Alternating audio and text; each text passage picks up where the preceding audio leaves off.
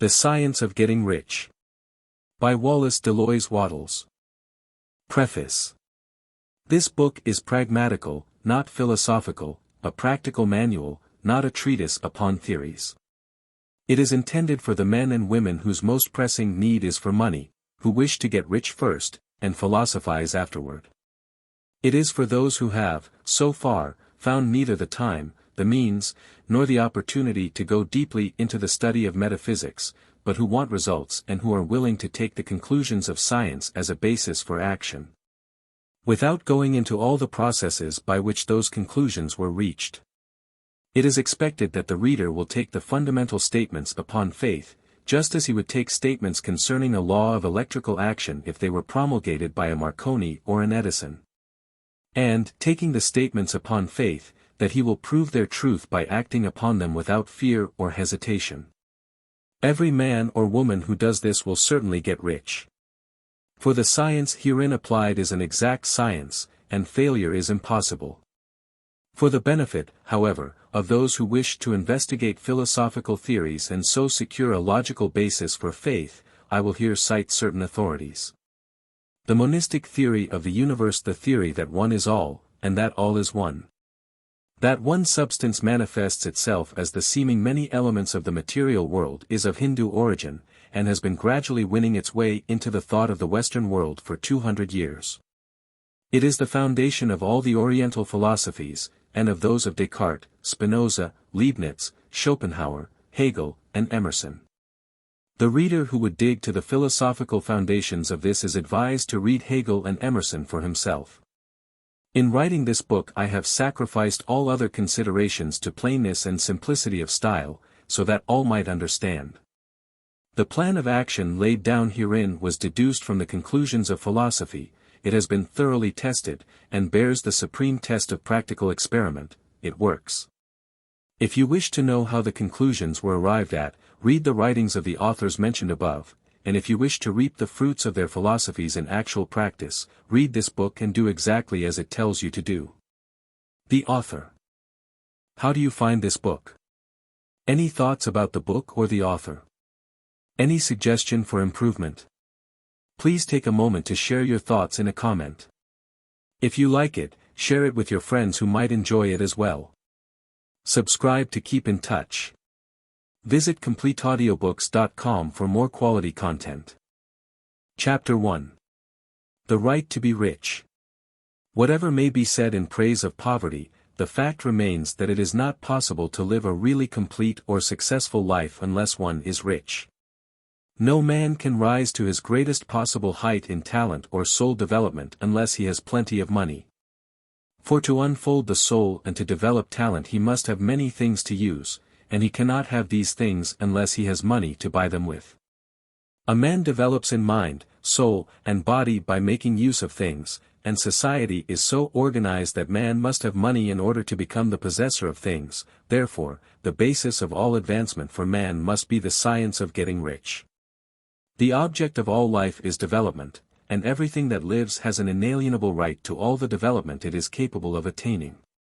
Man's right to life means his right to have the free and unrestricted use of all the things which may be necessary to his fullest mental, spiritual, and physical unfoldment, or, in other words, his right to be rich. In this book, I shall not speak of riches in a figurative way. To be really rich does not mean to be satisfied or contented with a little.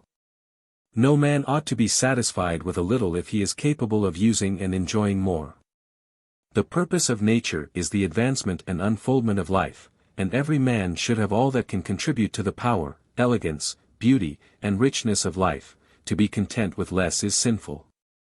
The man who owns all he wants for the living of all the life he is capable of living is rich, and no man who has not plenty of money can have all he wants. Life has advanced so far, and become so complex, that even the most ordinary man or woman requires a great amount of wealth in order to live in a manner that even approaches completeness. Every person naturally wants to become all that they are capable of becoming. This desire to realize innate possibilities is inherent in human nature. We cannot help wanting to be all that we can be. Success in life is becoming what you want to be. You can become what you want to be only by making use of things, and you can have the free use of things only as you become rich enough to buy them. To understand the science of getting rich is therefore the most essential of all knowledge. There is nothing wrong in wanting to get rich. The desire for riches is really the desire for a richer, fuller, and more abundant life, and that desire is praiseworthy. The man who does not desire to live more abundantly is abnormal, and so the man who does not desire to have money enough to buy all he wants is abnormal. There are three motives for which we live. We live for the body, we live for the mind, we live for the soul. No one of these is better or holier than the other. All are alike desirable, and no one of the three, body, mind, or soul, can live fully if either of the others is cut short of full life and expression. It is not right or noble to live only for the soul and deny mind or body. And it is wrong to live for the intellect and deny body or soul. We are all acquainted with the loathsome consequences of living for the body and denying both mind and soul. And we see that real life means the complete expression of all that man can give forth through body, mind, and soul. Whatever he can say, no man can be really happy or satisfied unless his body is living fully in every function, and unless the same is true of his mind and his soul. Wherever there is unexpressed possibility, or function not performed, there is unsatisfied desire. Desire is possibility seeking expression, or function seeking performance. Man cannot live fully in body without good food, comfortable clothing, and warm shelter, and without freedom from excessive toil. Rest and recreation are also necessary to his physical life. He cannot live fully in mind without books and time to study them, without opportunity for travel and observation, or without intellectual companionship. To live fully in mind he must have intellectual recreations, and must surround himself with all the objects of art and beauty he is capable of using and appreciating. To live fully in soul, man must have love. And love is denied expression by poverty. A man's highest happiness is found in the bestowal of benefits on those he loves. Love finds its most natural and spontaneous expression in giving. The man who has nothing to give cannot fill his place as a husband or father, as a citizen, or as a man. It is in the use of material things that a man finds full life for his body, develops his mind, and unfolds his soul. It is therefore of supreme importance to him that he should be rich. It is perfectly right that you should desire to be rich. If you are a normal man or woman you cannot help doing so. It is perfectly right that you should give your best attention to the science of getting rich, for it is the noblest and most necessary of all studies. If you neglect this study, you are derelict in your duty to yourself, to God and humanity.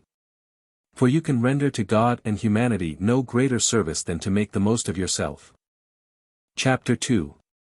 There is a science of getting rich. There is a science of getting rich, and it is an exact science, like algebra or arithmetic. There are certain laws which govern the process of acquiring riches. Once these laws are learned and obeyed by any man, he will get rich with mathematical certainty. The ownership of money and property comes as a result of doing things in a certain way. Those who do things in this certain way, whether on purpose or accidentally, get rich, while those who do not do things in this certain way, no matter how hard they work or how able they are, remain poor. It is a natural law that like causes always produce like effects, and, therefore, any man or woman who learns to do things in this certain way will infallibly get rich. That the above statement is true is shown by the following facts. Getting rich is not a matter of environment, for, if it were, all the people in certain neighborhoods would become wealthy. The people of one city would all be rich, while those of other towns would all be poor, or the inhabitants of one state would roll in wealth, while those of an adjoining state would be in poverty. But everywhere we see rich and poor living side by side, in the same environment, and often engaged in the same vocations. When two men are in the same locality, and in the same business, and one gets rich while the other remains poor, it shows that getting rich is not, primarily, a matter of environment. Some environments may be more favorable than others, but when two men in the same business are in the same neighborhood, and one gets rich while the other fails, it indicates that getting rich is the result of doing things in a certain way. And further, the ability to do things in this certain way is not due solely to the possession of talent, for many people who have great talent remain poor, while others who have very little talent get rich. Studying the people who have got rich, we find that they are an average lot in all respects, having no greater talents and abilities than other men. It is evident that they do not get rich because they possess talents and abilities that other men have not, but because they happen to do things in a certain way. Getting rich is not the result of saving, or thrift. Many very penurious people are poor, while free spenders often get rich. Nor is getting rich due to doing things which others fail to do. For two men in the same business often do almost exactly the same things, and one gets rich while the other remains poor or becomes bankrupt. From all these things, we must come to the conclusion that getting rich is the result of doing things in a certain way. If getting rich is the result of doing things in a certain way, and if like causes always produce like effects, then any man or woman who can do things in that way can become rich, and the whole matter is brought within the domain of exact science. The question arises here, whether this certain way may not be so difficult that only a few may follow it. This cannot be true, as we have seen, so far as natural ability is concerned. Talented people get rich, and blockheads get rich. Intellectually brilliant people get rich, and very stupid people get rich, physically strong people get rich, and weak and sickly people get rich. Some degree of ability to think and understand is, of course, essential. But in so far natural ability is concerned, any man or woman who has sense enough to read and understand these words can certainly get rich. Also, we have seen that it is not a matter of environment. Location counts for something. One would not go to the heart of the Sahara and expect to do successful business. Getting rich involves the necessity of dealing with men, and of being where there are people to deal with. And if these people are inclined to deal in the way you want to deal, so much the better. But that is about as far as environment goes. If anybody else in your town can get rich, so can you. And if anybody else in your state can get rich, so can you. Again, it is not a matter of choosing some particular business or profession. People get rich in every business, and in every profession. While their next-door neighbors in the same vocation remain in poverty. It is true that you will do best in a business which you like, and which is congenial to you. And if you have certain talents which are well developed, you will do best in a business which calls for the exercise of those talents. Also, you will do best in a business which is suited to your locality. An ice cream parlor would do better in a warm climate than in Greenland, and a salmon fishery will succeed better in the Northwest than in Florida, where there are no salmon. But, aside from these general limitations, getting rich is not dependent upon your engaging in some particular business, but upon your learning to do things in a certain way. If you are now in business, and anybody else in your locality is getting rich in the same business, while you are not getting rich, it is because you are not doing things in the same way that the other person is doing them. No one is prevented from getting rich by lack of capital. True, as you get capital the increase becomes more easy and rapid, but one who has capital is already rich, and does not need to consider how to become so. No matter how poor you may be, if you begin to do things in a certain way you will begin to get rich, and you will begin to have capital. The getting of capital is a part of the process of getting rich. And it is a part of the result which invariably follows the doing of things in a certain way. You may be the poorest man on the continent, and be deeply in debt, you may have neither friends, influence, nor resources. But if you begin to do things in this way, you must infallibly begin to get rich, for like causes must produce like effects. If you have no capital, you can get capital. If you are in the wrong business, you can get into the right business. If you are in the wrong location, you can go to the right location, and you can do so by beginning in your present business and in your present location to do things in a certain way which causes success. Chapter 3. Is opportunity monopolized? No man is kept poor because opportunity has been taken away from him, because other people have monopolized the wealth, and have put a fence around it. You may be shut off from engaging in business in certain lines, but there are other channels open to you. Probably it would be hard for you to get control of any of the great railroad systems, that field is pretty well monopolized. But the electric railway business is still in its infancy, and offers plenty of scope for enterprise. And it will be but a very few years until traffic and transportation through the air will become a great industry, and in all its branches will give employment to hundreds of thousands, and perhaps to millions, of people. Why not turn your attention to the development of aerial transportation, instead of competing with J.J. Hill and others for a chance in the steam railway world? It is quite true that if you are a workman in the employ of the Steel Trust you have very little chance of becoming the owner of the plant in which you work. But it is also true that if you will commence to act in a certain way, you can soon leave the employ of the Steel Trust. You can buy a farm of from 10 to 40 acres, and engage in business as a producer of foodstuffs. There is great opportunity at this time for men who will live upon small tracts of land and cultivate the same intensively. Such men will certainly get rich.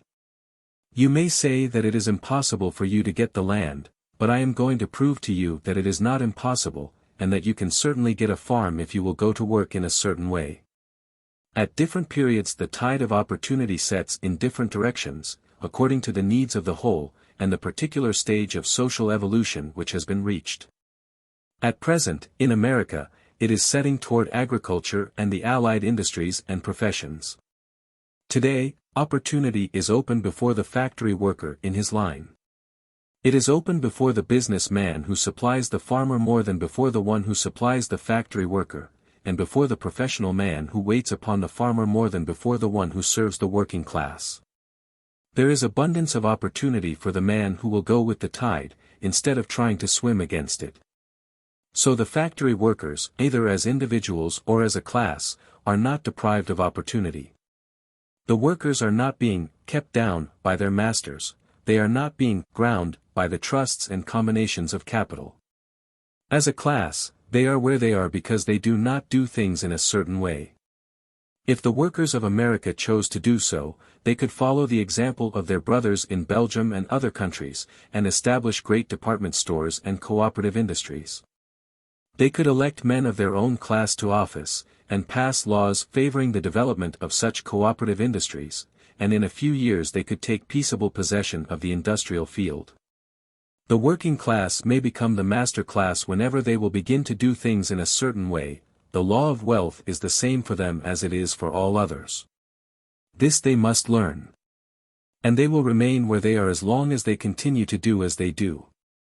The individual worker, however, is not held down by the ignorance or the mental slothfulness of his class. He can follow the tide of opportunity to riches, and this book will tell him how. No one is kept in poverty by a shortness in the supply of riches, there is more than enough for all. A palace as large as the Capitol at Washington might be built for every family on earth from the building material in the United States alone. And under intensive cultivation, this country would produce wool, cotton, linen, and silk enough to clothe each person in the world finer than Solomon was arrayed in all his glory, together with food enough to feed them all luxuriously. The visible supply is practically inexhaustible, and the invisible supply really is inexhaustible. Everything you see on earth is made from one original substance, out of which all things proceed. New forms are constantly being made, and older ones are dissolving, but all are shapes assumed by one thing. There is no limit to the supply of formless stuff, or original substance. The universe is made out of it. But it was not all used in making the universe. The spaces in, through, and between the forms of the visible universe are permeated and filled with the original substance, with the formless stuff, with the raw material of all things. 10,000 times as much as has been made might still be made, and even then we should not have exhausted the supply of universal raw material. No man, therefore, is poor because nature is poor, or because there is not enough to go around. Nature is an inexhaustible storehouse of riches, the supply will never run short. Original substance is alive with creative energy, and is constantly producing more forms. When the supply of building material is exhausted, more will be produced. When the soil is exhausted so that foodstuffs and materials for clothing will no longer grow upon it, it will be renewed or more soil will be made. When all the gold and silver has been dug from the earth, if man is still in such a stage of social development that he needs gold and silver, more will be produced from the formless. The formless stuff responds to the needs of man. It will not let him be without any good thing. This is true of man collectively. The race as a whole is always abundantly rich, and if individuals are poor, it is because they do not follow the certain way of doing things which makes the individual man rich. The formless stuff is intelligent, it is stuff which thinks. It is alive, and is always impelled toward more life. It is the natural and inherent impulse of life to seek to live more. It is the nature of intelligence to enlarge itself, and of consciousness to seek to extend its boundaries and find fuller expression. The universe of forms has been made by formless living substance, throwing itself into form in order to express itself more fully. The universe is a great living presence, always moving inherently toward more life and fuller functioning. Nature is formed for the advancement of life, its impelling motive is the increase of life.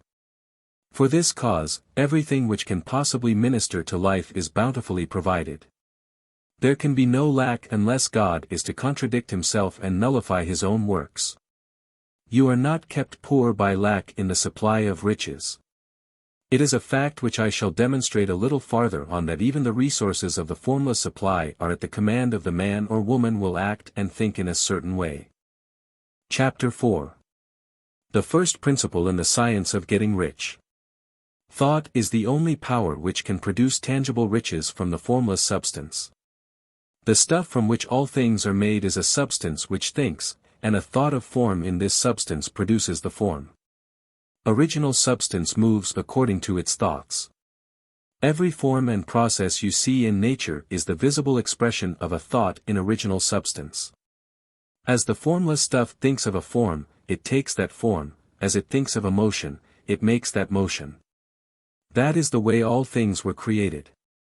We live in a thought world, which is part of a thought universe. The thought of a moving universe extended throughout formless substance, and the thinking stuff moving according to that thought, took the form of systems of planets, and maintains that form. Thinking substance takes the form of its thought, and moves according to the thought. Holding the idea of a circling system of suns and worlds, it takes the form of these bodies, and moves them as it thinks. Thinking the form of a slow-growing oak tree, it moves accordingly, and produces the tree, though centuries may be required to do the work. In creating, the formless seems to move according to the lines of motion it has established. The thought of an oak tree does not cause the instant formation of a full-grown tree, but it does start in motion the forces which will produce the tree, along established lines of growth. Every thought of form, held in thinking substance, causes the creation of the form, but always, or at least generally, along lines of growth and action already established. The thought of a house of a certain construction, if it were impressed upon formless substance, might not cause the instant formation of the house. But it would cause the turning of creative energies already working in trade and commerce into such channels as to result in the speedy building of the house. And if there were no existing channels through which the creative energy could work, then the house would be formed directly from primal substance, without waiting for the slow processes of the organic and inorganic world. No thought of form can be impressed upon original substance without causing the creation of the form. Man is a thinking center, and can originate thought. All the forms that man fashions with his hands must first exist in his thought. He cannot shape a thing until he has thought that thing. And so far man has confined his efforts wholly to the work of his hands, he has applied manual labor to the world of forms, seeking to change or modify those already existing. He has never thought of trying to cause the creation of new forms by impressing his thoughts upon formless substance. When man has a thought form, he takes material from the forms of nature, and makes an image of the form which is in his mind. He has, so far, made little or no effort to cooperate with formless intelligence, to work with the Father. He has not dreamed that he can do what he seeth the Father doing. Man reshapes and modifies existing forms by manual labor. He has given no attention to the question whether he may not produce things from formless substance by communicating his thoughts to it. We propose to prove that he may do so, to prove that any man or woman may do so, and to show how. As our first step, we must lay down three fundamental propositions. First, we assert that there is one original formless stuff or substance, from which all things are made. All the seemingly many elements are but different presentations of one element, all the many forms found in organic and inorganic nature are but different shapes, made from the same stuff. And this stuff is thinking stuff. A thought held in it produces the form of the thought. Thought, in thinking substance, produces shapes. Man is a thinking center, capable of original thought. If man can communicate his thought to original thinking substance, he can cause the creation, or formation, of the thing he thinks about.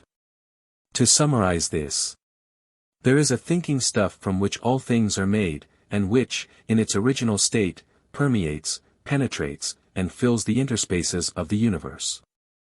A thought, in this substance, produces the thing that is imaged by the thought. Man can form things in his thought, and, by impressing his thought upon formless substance, can cause the thing he thinks about to be created.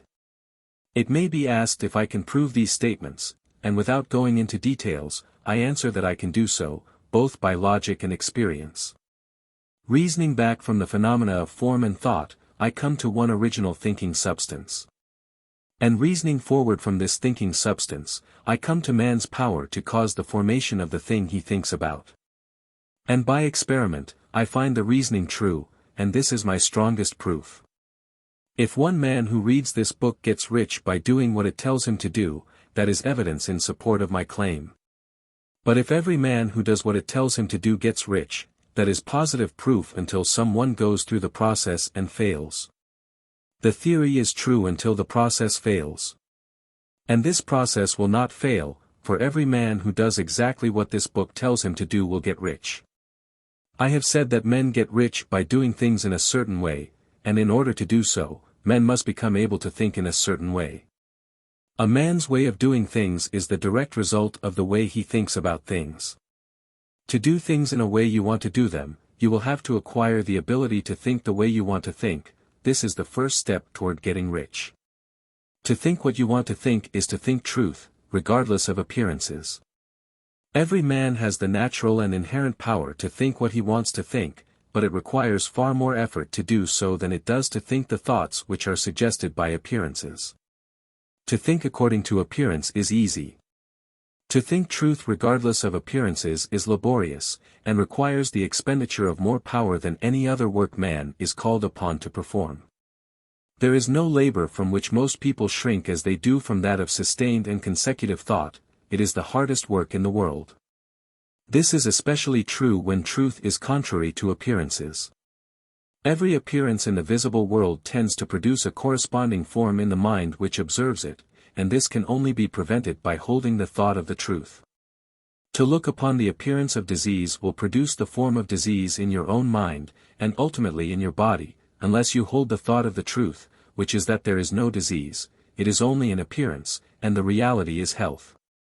To look upon the appearances of poverty will produce corresponding forms in your own mind, unless you hold to the truth that there is no poverty, there is only abundance. To think health when surrounded by the appearances of disease, or to think riches when in the midst of appearances of poverty, requires power, but he who acquires this power becomes a mastermind. He can conquer fate, he can have what he wants. This power can only be acquired by getting hold of the basic fact which is behind all appearances, and that fact is that there is one thinking substance, from which and by which all things are made. Then we must grasp the truth that every thought held in this substance becomes a form, and that man can so impress his thoughts upon it as to cause them to take form and become visible things. When we realize this, we lose all doubt and fear, for we know that we can create what we want to create, we can get what we want to have, and can become what we want to be. As a first step toward getting rich, you must believe the three fundamental statements given previously in this chapter, and in order to emphasize them, I repeat them here. There is a thinking stuff from which all things are made, and which, in its original state, permeates, penetrates, and fills the interspaces of the universe. A thought, in this substance, produces the thing that is imaged by the thought. Man can form things in his thought, and, by impressing his thought upon formless substance, can cause the thing he thinks about to be created. You must lay aside all other concepts of the universe than this monistic one, and you must dwell upon this until it is fixed in your mind, and has become your habitual thought. Read these creed statements over and over again. Fix every word upon your memory, and meditate upon them until you firmly believe what they say. If a doubt comes to you, cast it aside as a sin. Do not listen to arguments against this idea. Do not go to churches or lectures where a contrary concept of things is taught or preached. Do not read magazines or books which teach a different idea. If you get mixed up in your faith, all your efforts will be in vain. Do not ask why these things are true, nor speculate as to how they can be true, simply take them on trust. The science of getting rich begins with the absolute acceptance of this faith. Chapter 5. Increasing Life. You must get rid of the last vestige of the old idea that there is a deity whose will it is that you should be poor, or whose purposes may be served by keeping you in poverty. The intelligent substance which is all, and in all, and which lives in all and lives in you, is a consciously living substance. Being a consciously living substance, it must have the nature and inherent desire of every living intelligence for increase of life. Every living thing must continually seek for the enlargement of its life, because life, in the mere act of living, must increase itself. A seed, dropped into the ground, springs into activity, and in the act of living produces 100 more seeds. Life, by living, multiplies itself.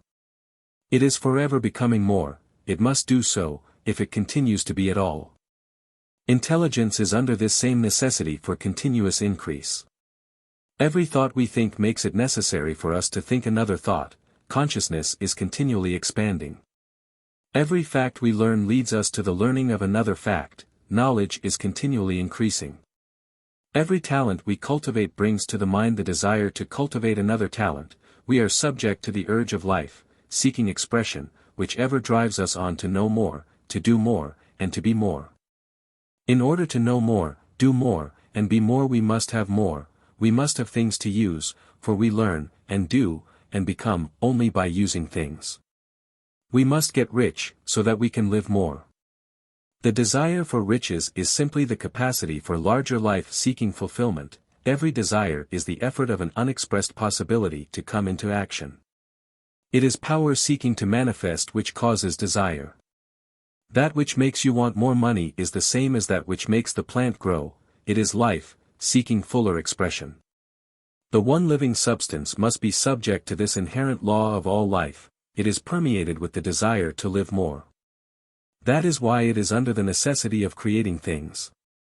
The one substance desires to live more in you, hence it wants you to have all the things you can use. It is the desire of God that you should get rich. He wants you to get rich because he can express himself better through you if you have plenty of things to use in giving him expression. He can live more in you if you have unlimited command of the means of life. The universe desires you to have everything you want to have. Nature is friendly to your plans. Everything is naturally for you. Make up your mind that this is true. It is essential, however, that your purpose should harmonize with the purpose that is in all. You must want real life, not mere pleasure of sensual gratification. Life is the performance of function. And the individual really lives only when he performs every function, physical, mental, and spiritual, of which he is capable, without excess in any. You do not want to get rich in order to live swinishly, for the gratification of animal desires. That is not life. But the performance of every physical function is a part of life, and no one lives completely who denies the impulses of the body a normal and healthful expression. You do not want to get rich solely to enjoy mental pleasures, to get knowledge, to gratify ambition, to outshine others, to be famous. All these are a legitimate part of life, but the man who lives for the pleasures of the intellect alone will only have a partial life, and he will never be satisfied with his lot. You do not want to get rich solely for the good of others, to lose yourself for the salvation of mankind, to experience the joys of philanthropy and sacrifice. The joys of the soul are only a part of life. And they are no better or nobler than any other part. You want to get rich in order that you may eat, drink, and be merry when it is time to do these things. In order that you may surround yourself with beautiful things, see distant lands, feed your mind, and develop your intellect, in order that you may love men and do kind things, and be able to play a good part in helping the world to find truth. But remember that extreme altruism is no better and no nobler than extreme selfishness, both are mistakes. Get rid of the idea that God wants you to sacrifice yourself for others, and that you can secure His favor by doing so. God requires nothing of the kind. What He wants is that you should make the most of yourself, and for others, and you can help others more by making the most of yourself than in any other way. You can make the most of yourself only by getting rich, so it is right and praiseworthy that you should give your first and best thought to the work of acquiring wealth. Remember, however, that the desire of substance is for all, and its movements must be for more life to all. It cannot be made to work for less life to any, because it is equally in all, seeking riches and life. Intelligent substance will make things for you, but it will not take things away from someone else and give them to you. You must get rid of the thought of competition. You are to create, not to compete for what is already created. You do not have to take anything away from anyone. You do not have to drive sharp bargains. You do not have to cheat, or to take advantage. You do not need to let any man work for you for less than he earns. You do not have to covet the property of others, or to look at it with wishful eyes. No man has anything of which you cannot have the like, and that without taking what he has away from him. You are to become a creator, not a competitor. You are going to get what you want, but in such a way that when you get it every other man will have more than he has now. I am aware that there are men who get a vast amount of money by proceeding in direct opposition to the statements in the paragraph above, and may add a word of explanation here. Men of the plutocratic type, who become very rich, do so sometimes purely by their extraordinary ability on the plane of competition. And sometimes they unconsciously relate themselves to substance in its great purposes and movements for the general racial upbuilding through industrial evolution. Rockefeller, Carnegie, Morgan, et al. Have been the unconscious agents of the supreme in the necessary work of systematizing and organizing productive industry, and in the end, their work will contribute immensely toward increased life for all. Their day is nearly over. They have organized production, and will soon be succeeded by the agents of the multitude, who will organize the machinery of distribution. The multimillionaires are like the monster reptiles of the prehistoric eras. They play a necessary part in the evolutionary process, but the same power which produced them will dispose of them. And it is well to bear in mind that they have never been really rich. A record of the private lives of most of this class will show that they have really been the most abject and wretched of the poor. Riches secured on the competitive plane are never satisfactory and permanent. They are yours today, and another's tomorrow. Remember, if you are to become rich in a scientific and certain way, you must rise entirely out of the competitive thought. You must never think for a moment that the supply is limited. Just as soon as you begin to think that all the money is being cornered and controlled by bankers and others, and that you must exert yourself to get laws passed to stop this process, and so on. In that moment you drop into the competitive mind, and your power to cause creation is gone for the time being, and what is worse, you will probably arrest the creative movements you have already instituted. Know that there are countless millions of dollars worth of gold in the mountains of the earth, not yet brought to light, and know that if there were not, more would be created from thinking substance to supply your needs. Know that the money you need will come, even if it is necessary for 1,000 men to be led to the discovery of new gold mines tomorrow. Never look at the visible supply. Look always at the limitless riches in formless substance, and know that they are coming to you as fast as you can receive and use them. Nobody, by cornering the visible supply, can prevent you from getting what is yours. So never allow yourself to think for an instant that all the best building spots will be taken before you get ready to build your house, unless you hurry. Never worry about the trusts and combines, and get anxious for fear they will soon come to own the whole earth. Never get afraid that you will lose what you want because some other person beats you to it. That cannot possibly happen. You are not seeking anything that is possessed by anybody else, you are causing what you want to be created from formless substance, and the supply is without limits. Stick to the formulated statement. There is a thinking stuff from which all things are made, and which, in its original state, permeates, penetrates, and fills the interspaces of the universe. A thought, in this substance, produces the thing that is imaged by the thought. Man can form things in his thought, and, by impressing his thought upon formless substance, can cause the thing he thinks about to be created. Chapter 6. How Riches Come to You. When I say that you do not have to drive sharp bargains, I do not mean that you do not have to drive any bargains at all, or that you are above the necessity for having any dealings with your fellow men. I mean that you will not need to deal with them unfairly, you do not have to get something for nothing, but can give to every man more than you take from him. You cannot give every man more in cash market value than you take from him, but you can give him more in use value than the cash value of the thing you take from him. The paper, ink, and other material in this book may not be worth the money you pay for it, but if the ideas suggested by it bring you thousands of dollars, you have not been wronged by those who sold it to you. They have given you a great use value for a small cash value. Let us suppose that I own a picture by one of the great artists, which, in any civilized community, is worth thousands of dollars. I take it to Baffin Ray, and by salesmanship, induce an Eskimo to give a bundle of furs worth $500 for it. I have really wronged him, for he has no use for the picture, it has no use value to him, it will not add to his life. But suppose I give him a gun worth $50 for his furs, then he has made a good bargain. He has use for the gun, it will get him many more furs and much food, it will add to his life in every way, it will make him rich.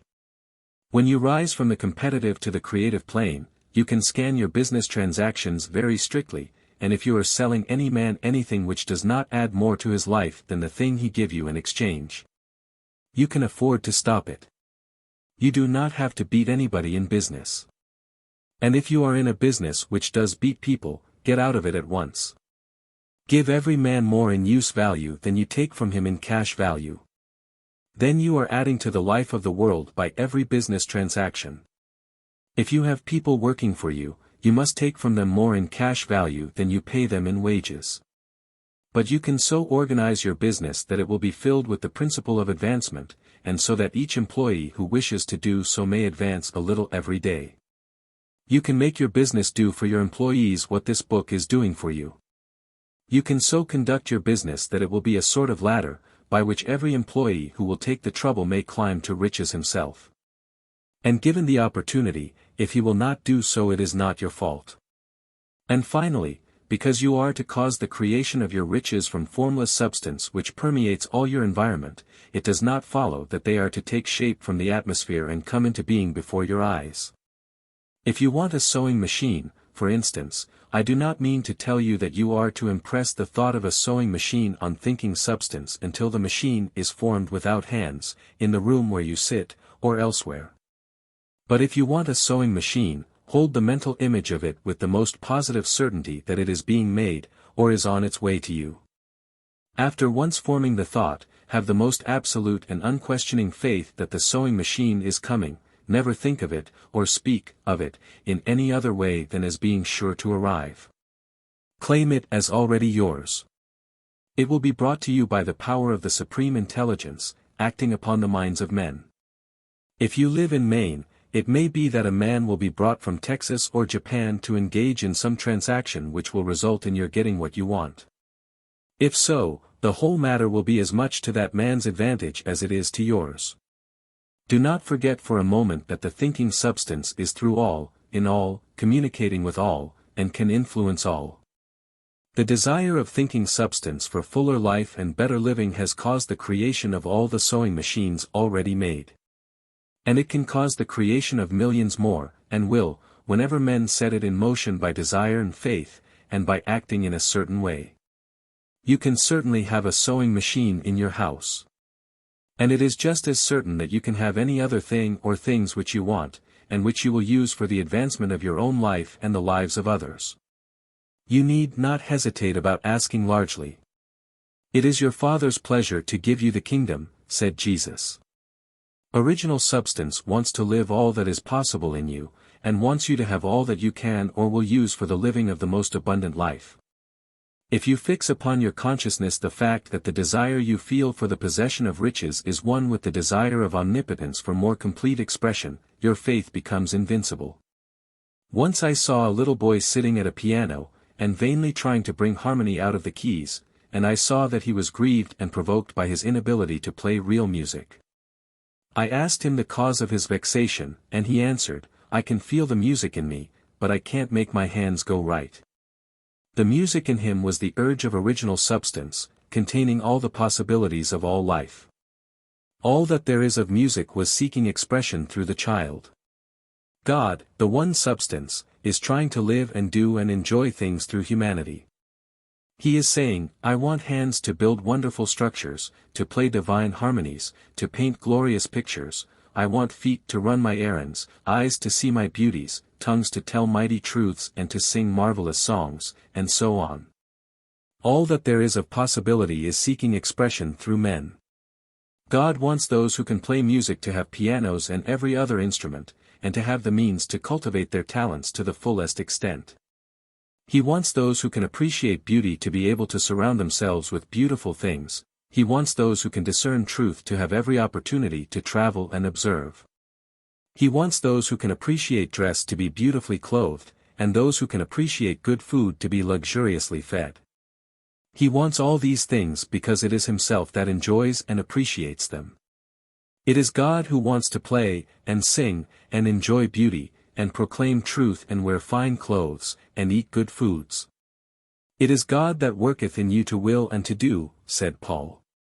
The desire you feel for riches is the infinite, seeking to express himself in you as he sought to find expression in the little boy at the piano. So you need not hesitate to ask largely. Your part is to focalize and express the desire to God. This is a difficult point with most people. They retain something of the old idea that poverty and self-sacrifice are pleasing to God. They look upon poverty as a part of the plan, a necessity of nature. They have the idea that God has finished his work, and made all that he can make, and that the majority of men must stay poor because there is not enough to go around. They hold to so much of this erroneous thought that they feel ashamed to ask for wealth. They try not to want more than a very modest competence, just enough to make them fairly comfortable. I recall now the case of one student who was told that he must get in mind a clear picture of the things he desired, so that the creative thought of them might be impressed on formless substance. He was a very poor man, living in a rented house, and having only what he earned from day to day, and he could not grasp the fact that all wealth was his. So, after thinking the matter over, he decided that he might reasonably ask for a new rug for the floor of his best room, and an anthracite coal stove to heat the house during the cold weather. Following the instructions given in this book, he obtained these things in a few months, and then it dawned upon him that he had not asked enough. He went through the house in which he lived, and planned all the improvements he would like to make in it. He mentally added a bay window here and a room there, until it was complete in his mind as his ideal home. And then he planned its furnishings. Holding the whole picture in his mind, he began living in a certain way, and moving toward what he wanted, and he owns the house now, and is rebuilding it after the form of his mental image. And now, with still larger faith, he is going on to get greater things. It has been unto him according to his faith, and it is so with you and with all of us. Chapter 7. Gratitude. The illustrations given in the last chapter will have conveyed to the reader the fact that the first step toward getting rich is to convey the idea of your wants to the formless substance. This is true, and you will see that in order to do so it becomes necessary to relate yourself to the formless intelligence in a harmonious way. To secure this harmonious relation is a matter of such primary and vital importance that I shall give some space to its discussion here, and give you instructions which, if you will follow them, will be certain to bring you into perfect unity of mind with God. The whole process of mental adjustment and atonement can be summed up in one word: gratitude. First, you believe that there is one intelligent substance, from which all things proceed. Second, you believe that this substance gives you everything you desire, and third, you relate yourself to it by a feeling of deep and profound gratitude. Many people who order their lives rightly in all other ways are kept in poverty by their lack of gratitude. Having received one gift from God, they cut the wires which connect them with Him by failing to make acknowledgement. It is easy to understand that the nearer we live to the source of wealth, the more wealth we shall receive. And it is easy also to understand that the soul that is always grateful lives in closer touch with God than the one which never looks to Him in thankful acknowledgement. The more gratefully we fix our minds on the Supreme when good things come to us, the more good things we will receive, and the more rapidly they will come. And the reason simply is that the mental attitude of gratitude draws the mind into closer touch with the source from which the blessings come. If it is a new thought to you that gratitude brings your whole mind into closer harmony with the creative energies of the universe, consider it well, and you will see that it is true. The good things you already have come to you along the line of obedience to certain laws. Gratitude will lead your mind out along the ways by which things come. And it will keep you in close harmony with creative thought and prevent you from falling into competitive thought. Gratitude alone can keep you looking toward the all, and prevent you from falling into the error of thinking of the supply as limited, and to do that would be fatal to your hopes. There is a law of gratitude, and it is absolutely necessary that you should observe the law, if you are to get the results you seek. The law of gratitude is the natural principle that action and reaction are always equal, and in opposite directions. The grateful outreaching of your mind in thankful praise to the Supreme is a liberation or expenditure of force. It cannot fail to reach that to which it addressed, and the reaction is an instantaneous movement towards you. Draw nigh unto God, and He will draw nigh unto you. That is a statement of psychological truth. And if your gratitude is strong and constant, the reaction in formless substance will be strong and continuous, the movement of the things you want will be always toward you. Notice the grateful attitude that Jesus took. How He always seems to be saying, I thank Thee, Father, that Thou hearest me. You cannot exercise much power without gratitude, for it is gratitude that keeps you connected with power. But the value of gratitude does not consist solely in getting you more blessings in the future. Without gratitude you cannot long keep from dissatisfied thought regarding things as they are. The moment you permit your mind to dwell with dissatisfaction upon things as they are, you begin to lose ground. You fix attention upon the common, the ordinary, the poor, and the squalid and mean, and your mind takes the form of these things. Then you will transmit these forms or mental images to the formless, and the common, the poor, the squalid, and mean will come to you. To permit your mind to dwell upon the inferior is to become inferior and to surround yourself with inferior things. On the other hand, to fix your attention on the best is to surround yourself with the best, and to become the best. The creative power within us makes us into the image of that to which we give our attention. We are thinking substance, and thinking substance always takes the form of that which it thinks about. The grateful mind is constantly fixed upon the best, therefore it tends to become the best, it takes the form or character of the best, and will receive the best. Also, faith is born of gratitude. The grateful mind continually expects good things, and expectation becomes faith. The reaction of gratitude upon one's own mind produces faith, and every outgoing wave of grateful thanksgiving increases faith. He who has no feeling of gratitude cannot long retain a living faith, and without a living faith you cannot get rich by the creative method, as we shall see in the following chapters. It is necessary, then, to cultivate the habit of being grateful for every good thing that comes to you, and to give thanks continuously. And because all things have contributed to your advancement, you should include all things in your gratitude. Do not waste time thinking or talking about the shortcomings or wrong actions of plutocrats or trust magnates. Their organization of the world has made your opportunity, all you get really comes to you because of them. Do not rage against corrupt politicians. If it were not for politicians we should fall into anarchy, and your opportunity would be greatly lessened. God has worked a long time and very patiently to bring us up to where we are in industry and government, and he is going right on with his work. There is not the least doubt that he will do away with plutocrats, trust magnates, captains of industry, and politicians as soon as they can be spared, but in the meantime, behold, they are all very good. Remember that they are all helping to arrange the lines of transmission along which your riches will come to you, and be grateful to them all. This will bring you into harmonious relations with the good in everything, and the good in everything will move toward you. Chapter 8. Thinking in the Certain Way. Turn back to chapter 6 and read again the story of the man who formed a mental image of his house, and you will get a fair idea of the initial step toward getting rich. You must form a clear and definite mental picture of what you want. You cannot transmit an idea unless you have it yourself. You must have it before you can give it. And many people fail to impress thinking substance because they have themselves only a vague and misty concept of the things they want to do, to have, or to become. It is not enough that you should have a general desire for wealth, to do good with. Everybody has that desire. It is not enough that you should have a wish to travel, see things, live more, etc. Everybody has those desires also. If you were going to send a wireless message to a friend, you would not send the letters of the alphabet in their order, and let him construct the message for himself, nor would you take words at random from the dictionary.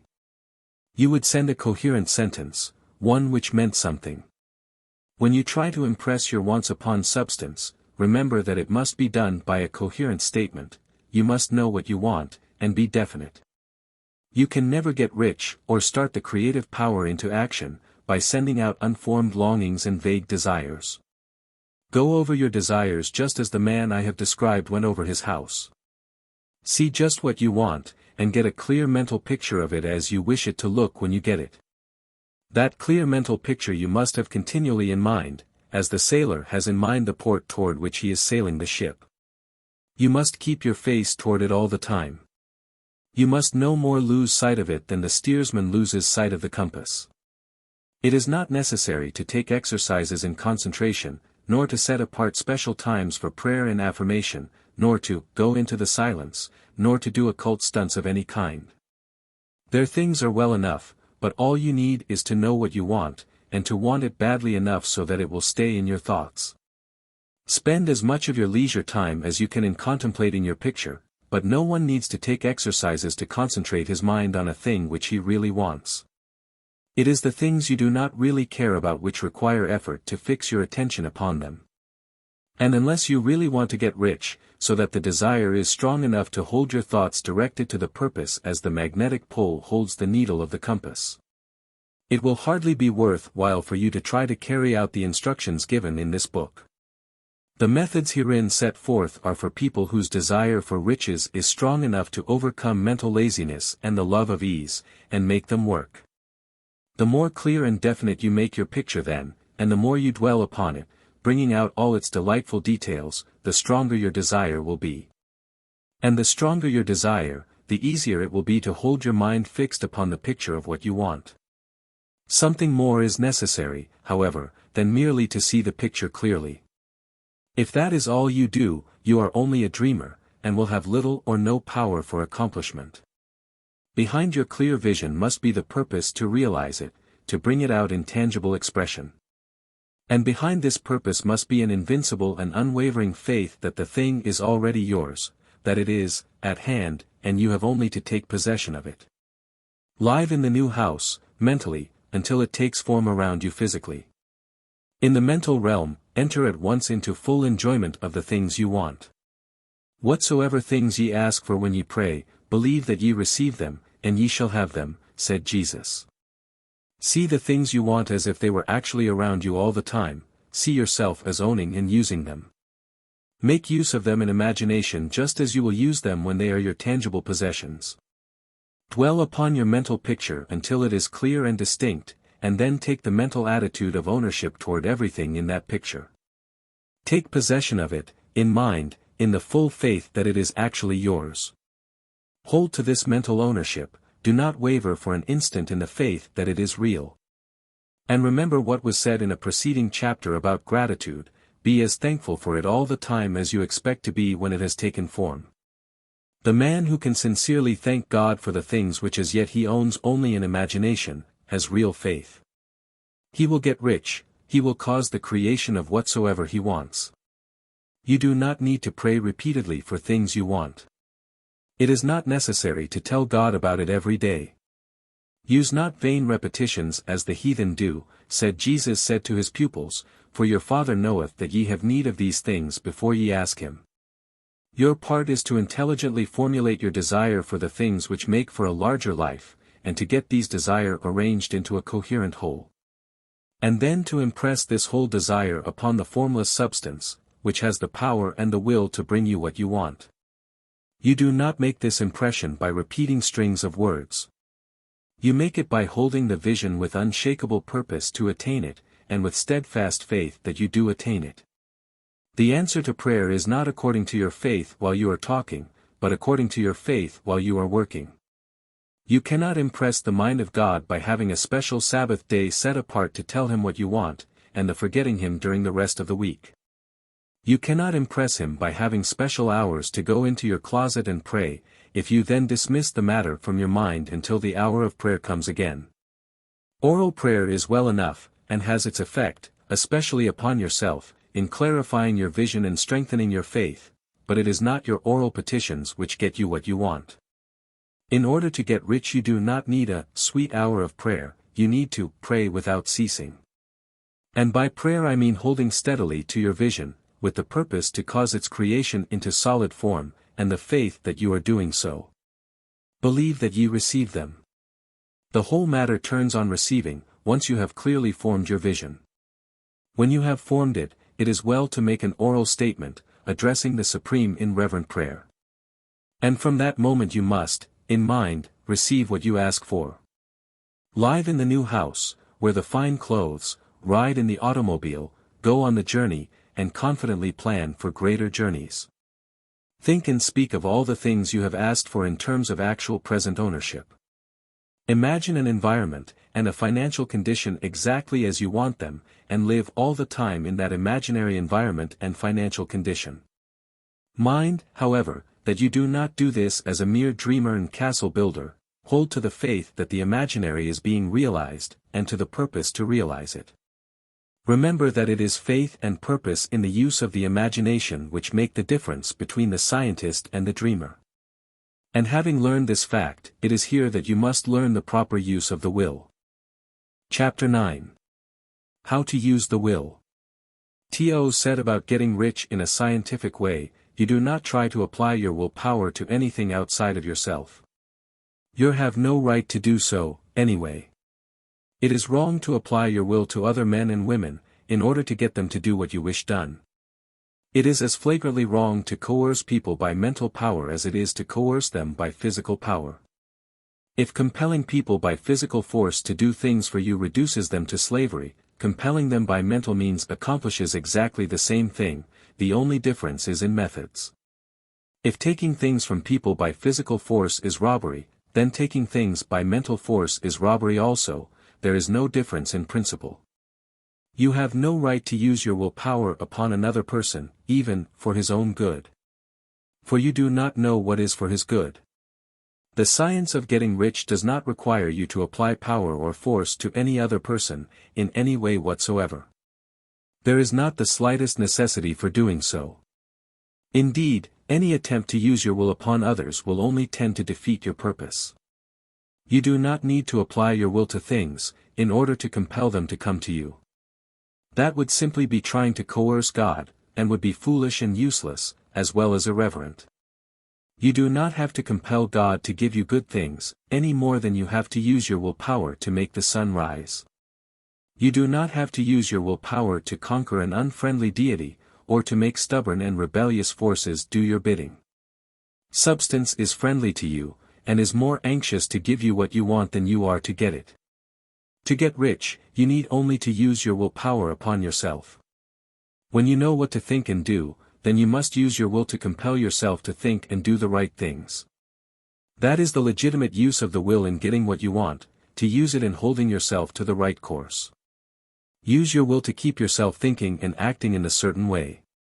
Do not try to project your will, or your thoughts, or your mind out into space, to act on things or people. Keep your mind at home, it can accomplish more there than elsewhere.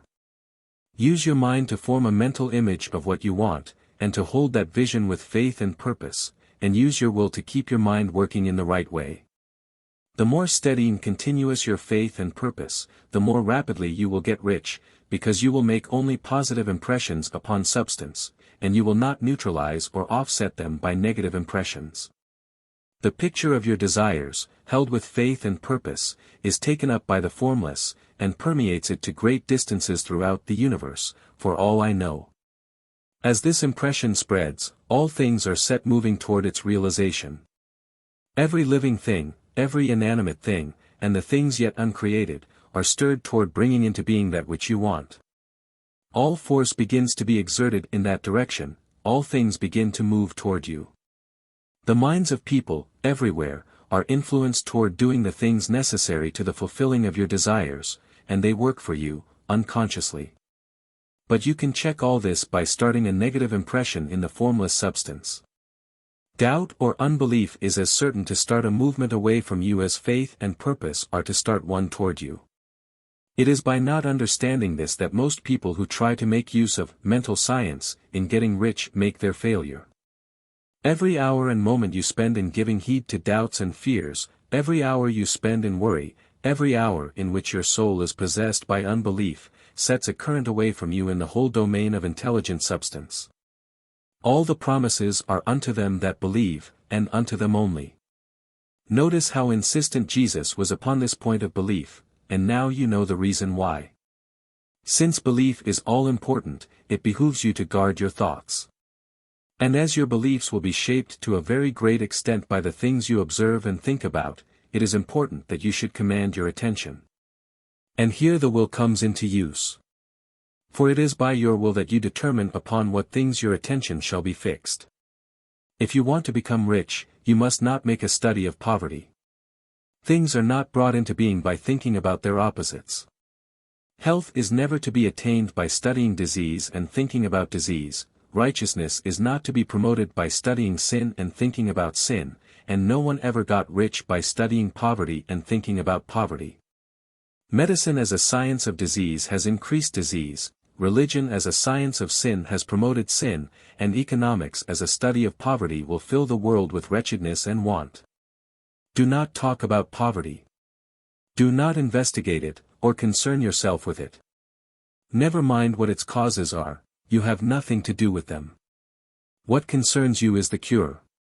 Do not spend your time in charitable work, or charity movements. All charity only tends to perpetuate the wretchedness it aims to eradicate. I do not say that you should be hard-hearted or unkind, and refuse to hear the cry of need, but you must not try to eradicate poverty in any of the conventional ways. Put poverty behind you, and put all that pertains to it behind you, and make good. Get rich, that is the best way you can help the poor. And you cannot hold the mental image which is to make you rich if you fill your mind with pictures of poverty. Do not read books or papers which give circumstantial accounts of the wretchedness of the tenement dwellers, of the horrors of child labor, and so on. Do not read anything which fills your mind with gloomy images of want and suffering. You cannot help the poor in the least by knowing about these things, and the widespread knowledge of them does not tend at all to do away with poverty. What tends to do away with poverty is not the getting of pictures of poverty into your mind, but getting pictures of wealth into the minds of the poor. You are not deserting the poor in their misery when you refuse to allow your mind to be filled with pictures of that misery. Poverty can be done away with, not by increasing the number of well-to-do people who think about poverty, but by increasing the number of poor people who purpose with faith to get rich. The poor do not need charity, they need inspiration. Charity only sends them a loaf of bread to keep them alive in their wretchedness, or gives them an entertainment to make them forget for an hour or two, but inspiration will cause them to rise out of their misery. If you want to help the poor, demonstrate to them that they can become rich, prove it by getting rich yourself. The only way in which poverty will ever be banished from this world is by getting a large and constantly increasing number of people to practice the teachings of this book. People must be taught to become rich by creation, not by competition. Every man who becomes rich by competition throws down behind him the ladder by which he rises, and keeps others down, but every man who gets rich by creation opens a way for thousands to follow him, and inspires them to do so. You are not showing hardness of heart or an unfeeling disposition when you refuse to pity poverty, see poverty, read about poverty, or think or talk about it, or to listen to those who do talk about it. Use your willpower to keep your mind off the subject of poverty, and to keep it fixed with faith and purpose on the vision of what you want. Chapter 10. Further use of the will. You cannot retain a true and clear vision of wealth if you are constantly turning your attention to opposing pictures, whether they be external or imaginary. Do not tell of your past troubles of a financial nature. If you have had them, do not think of them at all. Do no tell of the poverty of your parents, or the hardships of your early life. To do any of these things is to mentally class yourself with the poor for the time being, and it will certainly check the movement of things in your direction. Let the dead bury their dead, as Jesus said.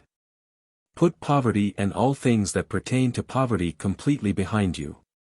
You have accepted a certain theory of the universe as being correct, and are resting all your hopes of happiness on its being correct. And what can you gain by giving heed to conflicting theories? Do not read religious books which tell you that the world is soon coming to an end. And do not read the writing of muckrakers and pessimistic philosophers who tell you that it is going to the devil. The world is not going to the devil, it is going to God. It is wonderful becoming.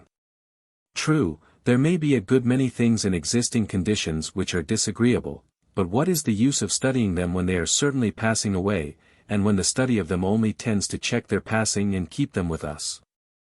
Why give time and attention to things which are being removed by evolutionary growth, when you can hasten their removal only by promoting the evolutionary growth as far as your part of it goes? No matter how horrible in seeming may be the conditions in certain countries, sections, or places, you waste your time and destroy your own chances by considering them. You should interest yourself in the world's becoming rich. Think of the riches the world is coming into, instead of the poverty it is growing out of. And bear in mind that the only way in which you can assist the world in growing rich is by growing rich yourself through the creative method, not the competitive one. Give your attention wholly to riches, ignore poverty. Whenever you think or speak of those who are poor, think and speak of them as those who are becoming rich, as those who are to be congratulated rather than pitied. Then they and others will catch the inspiration, and begin to search for the way out. Because I say that you are to give your whole time and mind and thought to riches, it does not follow that you are to be sordid or mean. To become really rich is the noblest aim you can have in life, for it includes everything else. On the competitive plane, the struggle to get rich is a godless scramble for power over other men. But when we come into the creative mind, all this is changed. All that is possible in the way of greatness and soul unfoldment, of service and lofty endeavor, comes by way of getting rich. All is made possible by the use of things. If you lack for physical health, you will find that the attainment of it is conditional on your getting rich. Only those who are emancipated from financial worry, and who have the means to live a carefree existence and follow hygienic practices, can have and retain health. Moral and spiritual greatness is possible only to those who are above the competitive battle for existence, and only those who are becoming rich on the plane of creative thought are free from the degrading influences of competition.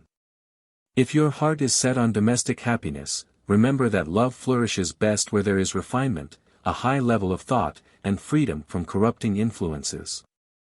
And these are to be found only where riches are attained by the exercise of creative thought, without strife or rivalry. You can aim at nothing so great or noble, I repeat, as to become rich. And you must fix your attention upon your mental picture of riches, to the exclusion of all that may tend to dim or obscure the vision. You must learn to see the underlying truth in all things. You must see beneath all seemingly wrong conditions the great one life ever moving forward toward fuller expression and more complete happiness. It is the truth that there is no such thing as poverty, that there is only wealth. Some people remain in poverty because they are ignorant of the fact that there is wealth for them, and these can best be taught by showing them the way to affluence in your own person and practice. Others are poor because, while they feel that there is a way out, they are too intellectually indolent to put forth the mental effort necessary to find that way and by travel it. And for these the very best thing you can do is to arouse their desire by showing them the happiness that comes from being rightly rich. Others still are poor because, while they have some notion of science, they have become so swamped and lost in the maze of metaphysical and occult theories that they do not know which road to take. They try a mixture of many systems and fail in all. For these, again, the very best thing to do is to show the right way in your own person and practice. An ounce of doing things is worth a pound of theorizing. The very best thing you can do for the whole world is to make the most of yourself. You can serve God and man in no more effective way than by getting rich, that is, if you get rich by the creative method and not by the competitive one. Another thing. We assert that this book gives in detail the principles of the science of getting rich, and if that is true, you do not need to read any other book upon the subject. This may sound narrow and egotistical, but consider, there is no more scientific method of computation in mathematics than by addition, subtraction, multiplication, and division. No other method is possible. There can be but one shortest distance between 2 points. There is only one way to think scientifically, and that is to think in the way that leads by the most direct and simple route to the goal. No man has yet formulated a briefer or less complex system than the one set forth herein. It has been stripped of all non-essentials. When you commence on this, lay all others aside, put them out of your mind altogether. Read this book every day. Keep it with you, commit it to memory, and do not think about other systems and theories. If you do, you will begin to have doubts, and to be uncertain and wavering in your thought, and then you will begin to make failures. After you have made good and become rich, you may study other systems as much as you please. But until you are quite sure that you have gained what you want, do not read anything on this line but this book, unless it be the authors mentioned in the preface. And read only the most optimistic comments on the world's news. Those in harmony with your picture. Also, postpone your investigations into the occult. Do not dabble in theosophy, spiritualism, or kindred studies. It is very likely that the dead still live, and are near, but if they are, let them alone. Mind your own business. Wherever the spirits of the dead may be, they have their own work to do, and their own problems to solve, and we have no right to interfere with them. We cannot help them, and it is very doubtful whether they can help us, or whether we have any right to trespass upon their time if they can. Let the dead and the hereafter alone, and solve your own problem, get rich. If you begin to mix with the occult, you will start mental cross-currents which will surely bring your hopes to shipwreck. Now, this and the preceding chapters have brought us to the following statement of basic facts. There is a thinking stuff from which all things are made, and which, in its original state, permeates, penetrates, and fills the interspaces of the universe. A thought, in this substance, produces the thing that is imaged by the thought. Man can form things in his thought, and, by impressing his thought upon formless substance, can cause the thing he thinks about to be created. In order to do this, man must pass from the competitive to the creative mind. He must form a clear mental picture of the things he wants, and hold this picture in his thoughts with the fixed purpose to get what he wants, and the unwavering faith that he does get what he wants. Closing his mind against all that may tend to shake his purpose, dim his vision, or quench his faith. And in addition to all this, we shall now see that he must live and act in a certain way. Chapter 11. Acting in the certain way. Thought is the creative power, or the impelling force which causes the creative power to act. Thinking in a certain way will bring riches to you, but you must not rely upon thought alone, paying no attention to personal action. That is the rock upon which many otherwise scientific metaphysical thinkers meet shipwreck, the failure to connect thought with personal action. We have not yet reached the stage of development, even supposing such a stage to be possible, in which man can create directly from formless substance without nature's processes or the work of human hands. Man must not only think, but his personal action must supplement his thought. By thought you can cause the gold in the hearts of the mountains to be impelled toward you. But it will not mine itself, refine itself, coin itself into double eagles, and come rolling along the road seeking its way into your pocket. Under the impelling power of the Supreme Spirit, men's affairs will be so ordered that someone will be led to mine the gold for you. Other men's business transactions will be so directed that the gold will be brought toward you, and you must so arrange your own business affairs that you may be able to receive it when it comes to you. Your thought makes all things, animate and inanimate, work to bring you what you want, but your personal activity must be such that you can rightly receive what you want when it reaches you. You are not to take it as charity, nor to steal it. You must give every man more in use value than he gives you in cash value. The scientific use of thought consists in forming a clear and distinct mental image of what you want, in holding fast to the purpose to get what you want, and in realizing with grateful faith that you do get what you want. Do not try to project your thought in any mysterious or occult way, with the idea of having it go out and do things for you. That is wasted effort, and will weaken your power to think with sanity. The action of thought in getting rich is fully explained in the preceding chapters. Your faith and purpose positively impress your vision upon formless substance, which has the same desire for more life that you have. And this vision, received from you, sets all the creative forces at work in and through their regular channels of action, but directed toward you. It is not your part to guide or supervise the creative process. All you have to do with that is to retain your vision, stick to your purpose, and maintain your faith and gratitude. But you must act in a certain way, so that you can appropriate what is yours when it comes to you. So that you can meet the things you have in your picture, and put them in their proper places as they arrive. You can really see the truth of this. When things reach you, they will be in the hands of other men, who will ask an equivalent for them. And you can only get what is yours by giving the other man what is his. Your pocketbook is not going to be transformed into a Fortunata's purse, which shall be always full of money without effort on your part. This is the crucial point in the science of getting rich, right here, where thought and personal action must be combined. There are very many people who, consciously or unconsciously, set the creative forces in action by the strength and persistence of their desires, but who remain poor because they do not provide for the reception of the thing they want when it comes.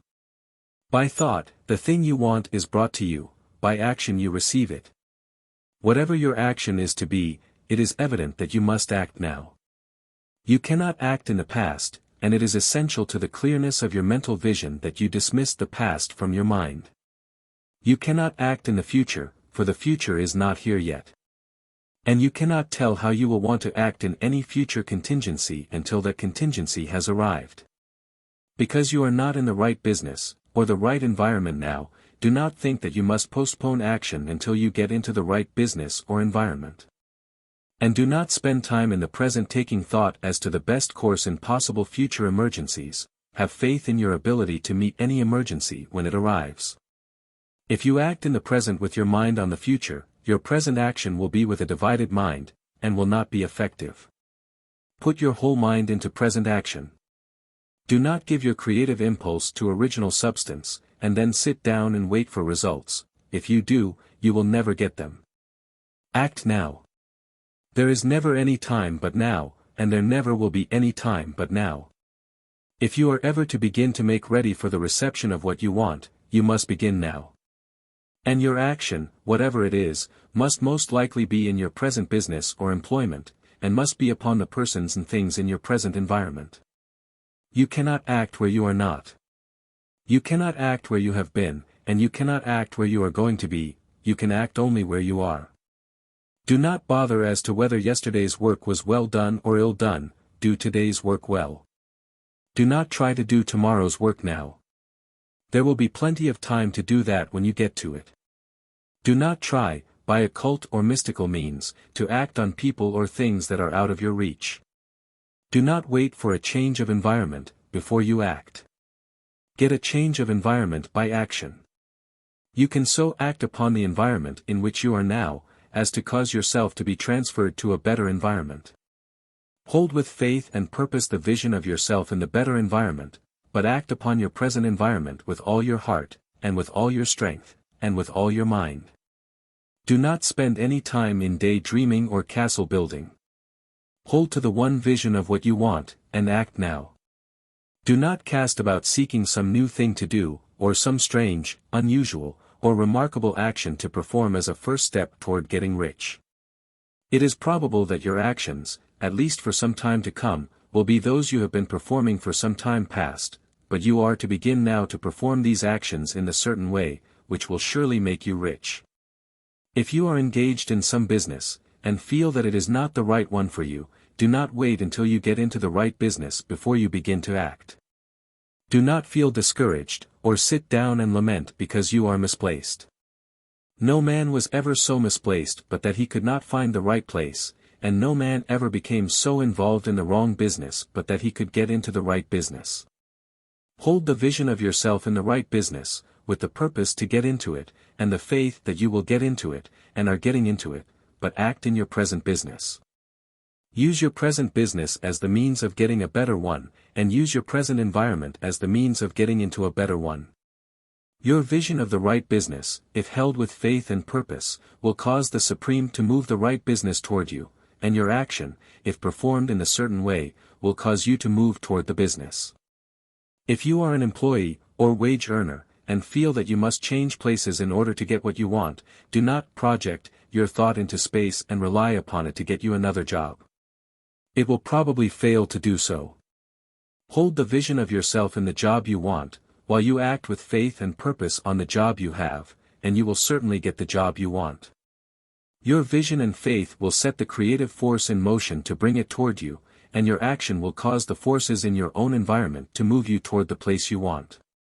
In closing this chapter, we will add another statement to our syllabus. There is a thinking stuff from which all things are made, and which, in its original state, permeates, penetrates, and fills the interspaces of the universe. A thought, in this substance, produces the thing that is imaged by the thought. Man can form things in his thought, and, by impressing his thought upon formless substance, can cause the thing he thinks about to be created. In order to do this, man must pass from the competitive to the creative mind. He must form a clear mental picture of the things he wants, and hold this picture in his thoughts with the fixed purpose to get what he wants, and the unwavering faith that he does get what he wants. Closing his mind to all that may tend to shake his purpose, dim his vision, or quench his faith. That he may receive what he wants when it comes, man must act now upon the people and things in his present environment. Chapter 12. Efficient Action. You must use your thought as directed in previous chapters, and begin to do what you can do where you are, and you must do all that you can do where you are. You can advance only by being larger than your present place, and no man is larger than his present place who leaves undone any of the work pertaining to that place. The world is advanced only by those who more than fill their present places. If no man quite filled his present place, you can see that there must be a going backward in everything. Those who do not quite fill their present places are dead weight upon society, government, commerce, and industry. They must be carried along by others at a great expense. The progress of the world is retarded only by those who do not fill the places they are holding. They belong to a former age and a lower stage or plane of life, and their tendency is toward degeneration. No society could advance if every man was smaller than his place. Social evolution is guided by the law of physical and mental evolution. In the animal world, evolution is caused by excess of life. When an organism has more life than can be expressed in the functions of its own plane, it develops the organs of a higher plane, and a new species is originated. There never would have been new species had there not been organisms which more than filled their places. The law is exactly the same for you. Your getting rich depends upon your applying this principle to your own affairs. Every day is either a successful day or a day of failure, and it is the successful days which get you what you want. If every day is a failure, you can never get rich, while if every day is a success, you cannot fail to get rich. If there is something that may be done today, and you do not do it, you have failed in so far as that thing is concerned, and the consequences may be more disastrous than you imagine. You cannot foresee the results of even the most trivial act. You do not know the workings of all the forces that have been set moving in your behalf. Much may be depending on your doing some simple act. It may be the very thing which is to open the door of opportunity to very great possibilities. You can never know all the combinations which Supreme Intelligence is making for you in the world of things and of human affairs. Your neglect or failure to do some small thing may cause a long delay in getting what you want.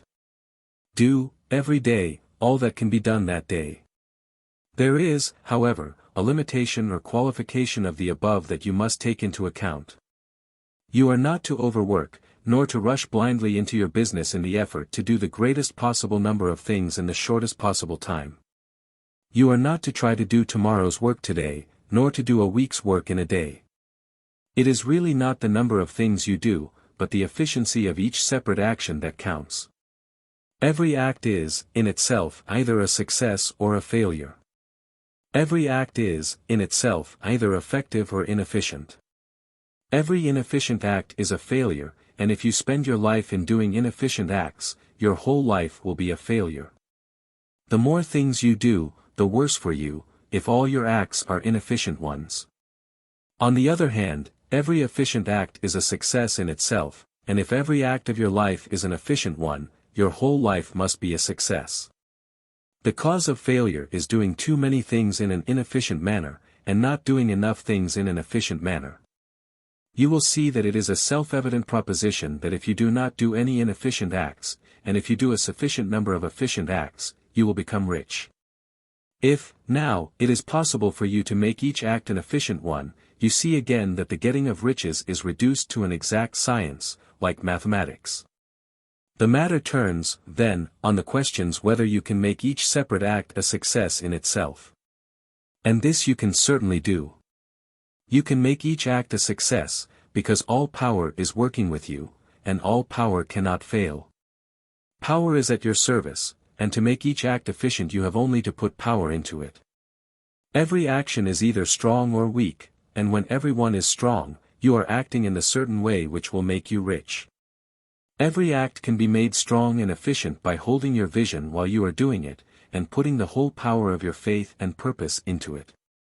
It is at this point that the people fail who separate mental power from personal action. They use the power of mind in one place and at one time, and they act in another place and at another time.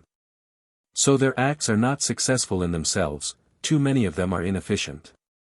But if all power goes into every act, no matter how commonplace, every act will be a success in itself. And as in the nature of things every success opens the way to other successes, your progress toward what you want, and the progress of what you want toward you, will become increasingly rapid. Remember that successful action is cumulative in its results.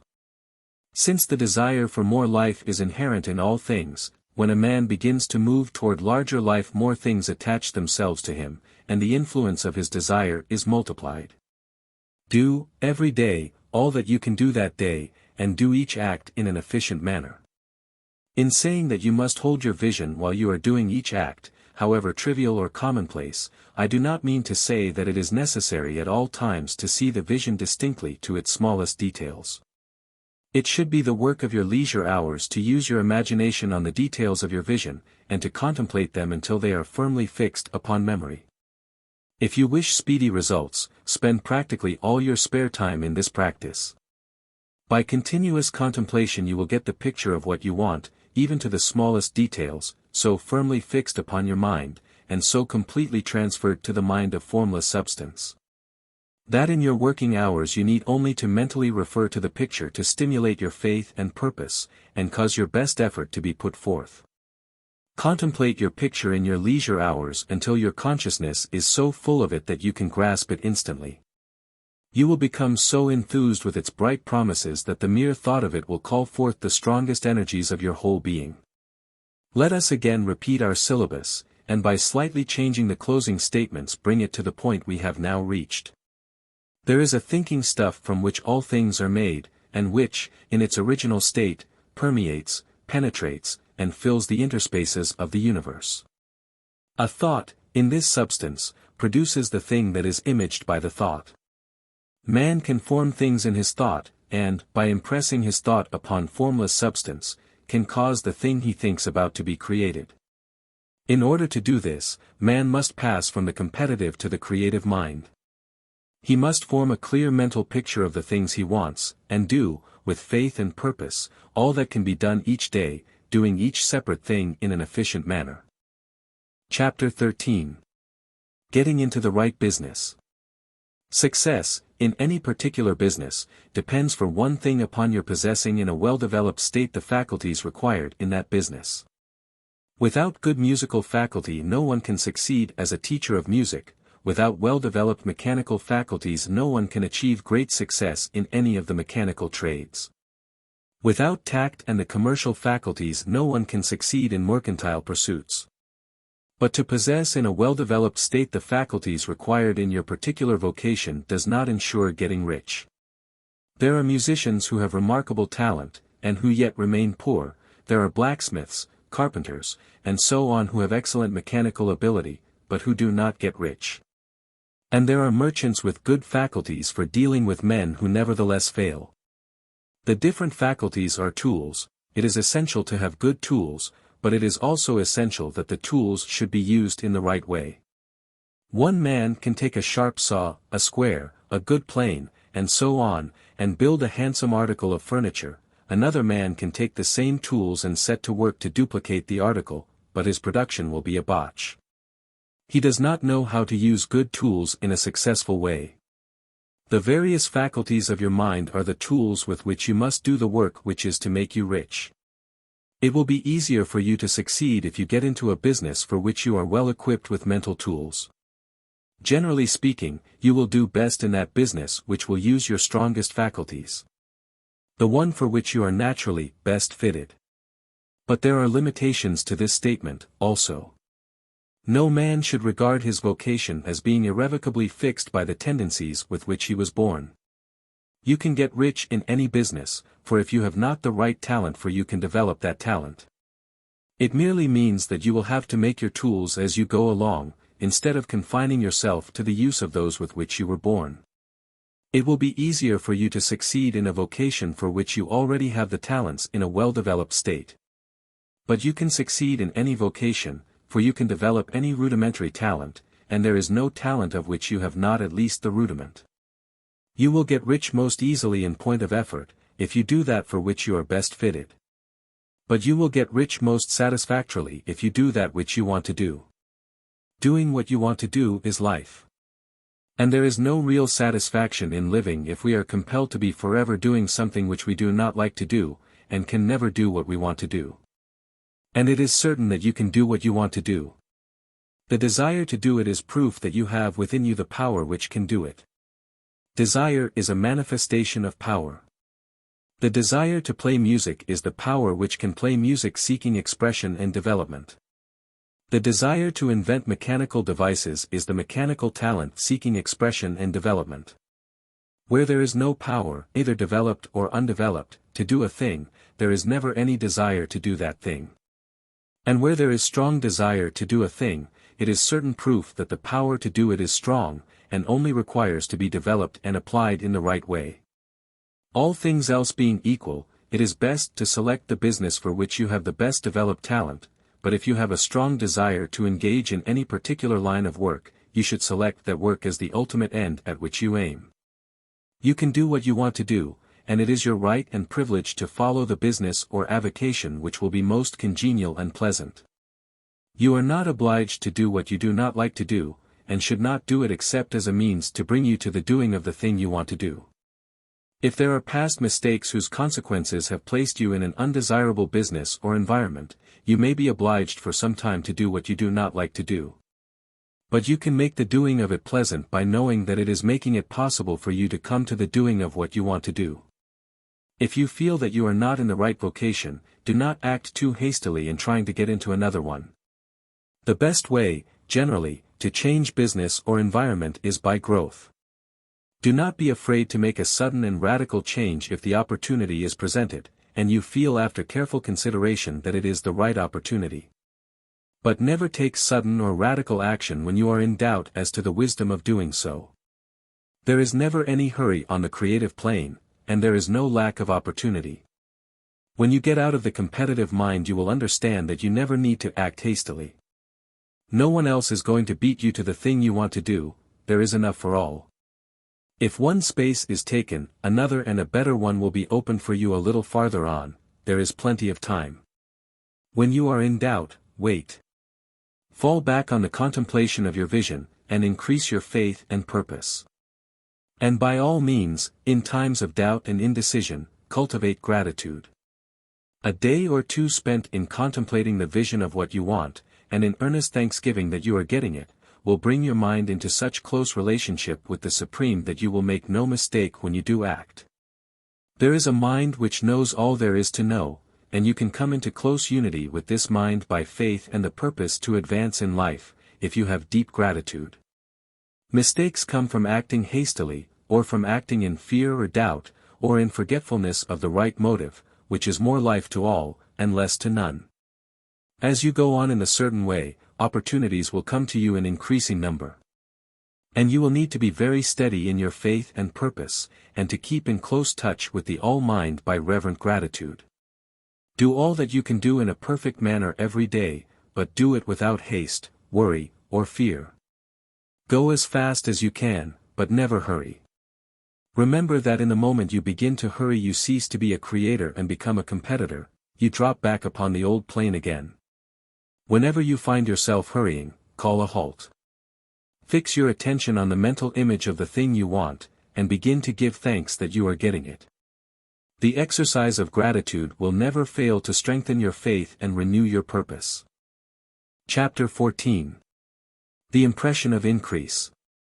Whether you change your vocation or not, your actions for the present must be those pertaining to the business in which you are now engaged.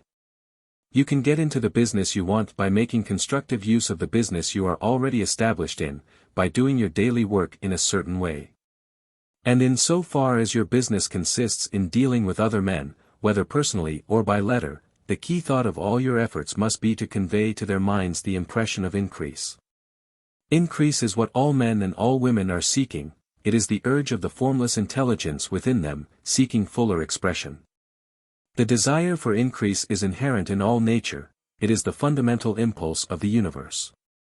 All human activities are based on the desire for increase, people are seeking more food, more clothes, better shelter, more luxury, more beauty, more knowledge, more pleasure, increase in something, more life. Every living thing is under this necessity for continuous advancement, where increase of life ceases, dissolution and death set in at once. Man instinctively knows this, and hence he is forever seeking more. This law of perpetual increase is set forth by Jesus in the parable of the talents, only those who gain more retain any, from him who hath not shall be taken away even that which he hath. The normal desire for increased wealth is not an evil or a reprehensible thing, it is simply the desire for more abundant life, it is aspiration. And because it is the deepest instinct of their natures, all men and women are attracted to him who can give them more of the means of life. In following the certain way as described in the foregoing pages, you are getting continuous increase for yourself, and you are giving it to all with whom you deal. You are a creative center, from which increase is given off to all. Be sure of this, and convey assurance of the fact to every man, woman, and child with whom you come in contact. No matter how small the transaction, even if it be only the selling of a stick of candy to a little child, put into it the thought of increase, and make sure that the customer is impressed with the thought. Convey the impression of advancement with everything you do, so that all people shall receive the impression that you are an advancing man, and that you advance all who deal with you. Even to the people whom you meet in a social way, without any thought of business, and to whom you do not try to sell anything, give the thought of increase. You can convey this impression by holding the unshakable faith that you, yourself, are in the way of increase, and by letting this faith inspire, fill, and permeate every action. Do everything that you do in the firm conviction that you are an advancing personality, and that you are giving advancement to everybody. Feel that you are getting rich, and that in so doing you are making others rich, and conferring benefits on all. Do not boast or brag of your success, or talk about it unnecessarily. True faith is never boastful. Wherever you find a boastful person, you find one who is secretly doubtful and afraid. Simply feel the faith, and let it work out in every transaction. Let every act and tone and look express the quiet assurance that you are getting rich. That you are already rich. Words will not be necessary to communicate this feeling to others, they will feel the sense of increase when in your presence, and will be attracted to you again. You must so impress others that they will feel that in associating with you they will get increase for themselves. See that you give them a use value greater than the cash value you are taking from them. Take an honest pride in doing this, and let everybody know it, and you will have no lack of customers. People will go where they are given increase.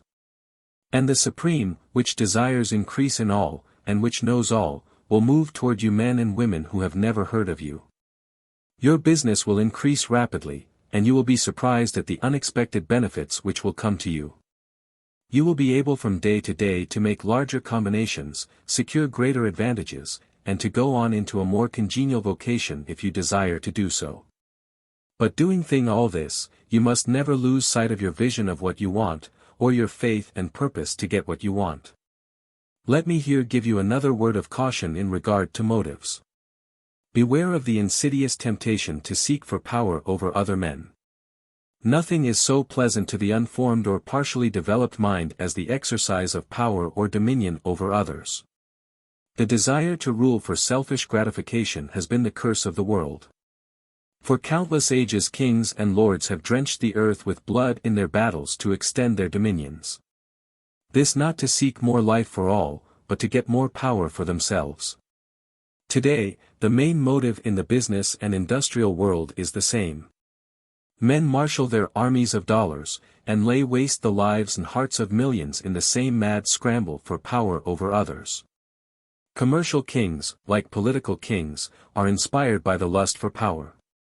Jesus saw in this desire for mastery the moving impulse of that evil world he sought to overthrow.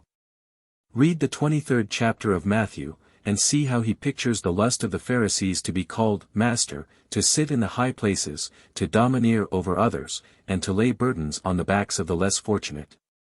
And note how he compares this lust for dominion with the brotherly seeking for the common good to which he calls his disciples. Look out for the temptation to seek for authority, to become a master, to be considered as one who is above the common herd, to impress others by lavish display, and so on. The mind that seeks for mastery over others is the competitive mind. And the competitive mind is not the creative one. In order to master your environment and your destiny, it is not at all necessary that you should rule over your fellow men, and indeed, when you fall into the world's struggle for the high places, you begin to be conquered by fate and environment. And your getting rich becomes a matter of chance and speculation. Beware of the competitive mind. No better statement of the principle of creative action can be formulated than the favorite declaration of the late, Golden Rule, Jones of Toledo: "What I want for myself, I want for everybody." Chapter 15.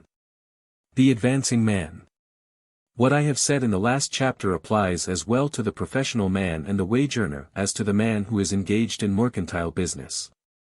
No matter whether you are a physician, a teacher, or a clergyman, if you can give increase of life to others and make them sensible of the fact, they will be attracted to you, and you will get rich.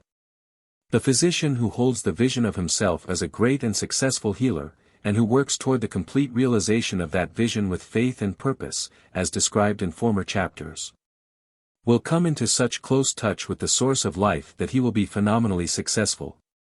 Patients will come to him in throngs. No one has a greater opportunity to carry into effect the teaching of this book than the practitioner of medicine. It does not matter to which of the various schools he may belong, for the principle of healing is common to all of them, and may be reached by all alike. The advancing man in medicine, who holds to a clear mental image of himself as successful, and who obeys the laws of faith, purpose, and gratitude, will cure every curable case he undertakes, no matter what remedies he may use. In the field of religion, the world cries out for the clergyman who can teach his hearers the true science of abundant life. He who masters the details of the science of getting rich, together with the allied sciences of being well, of being great, and of winning love, and who teaches these details from the pulpit, will never lack for a congregation. This is the gospel that the world needs. It will give increase of life, and men will hear it gladly, and will give liberal support to the man who brings it to them. What is now needed is a demonstration of the science of life from the pulpit. We want preachers who can not only tell us how, but who in their own persons will show us how. We need the preacher who will himself be rich, healthy, great, and beloved, to teach us how to attain to these things. And when he comes he will find a numerous and loyal following. The same is true of the teacher who can inspire the children with the faith and purpose of the advancing life. He will never be out of a job. And any teacher who has this faith and purpose can give it to his pupils. He cannot help giving it to them if it is part of his own life and practice. What is true of the teacher, preacher, and physician is true of the lawyer, dentist, real estate man, insurance agent, of everybody. The combined mental and personal action I have described is infallible, it cannot fail.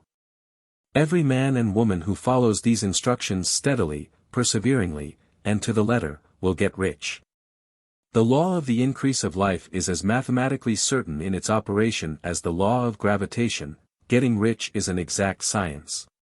The wage earner will find this as true of his case as of any of the others mentioned. Do not feel that you have no chance to get rich because you are working where there is no visible opportunity for advancement, where wages are small and the cost of living high. Form your clear mental vision of what you want, and begin to act with faith and purpose. Do all the work you can do, every day, and do each piece of work in a perfectly successful manner. Put the power of success, and the purpose to get rich, into everything that you do.